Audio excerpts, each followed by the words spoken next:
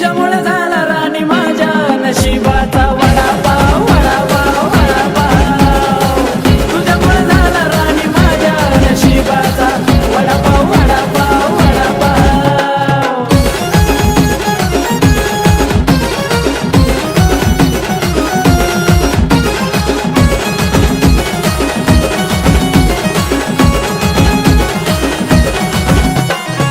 माग माग तुझ्या फिरतो व्हॉट्सअपवर चॅटिंग करतो फेसबुकवर लाईक मारतो कमेंटवर कमेंट सोडतो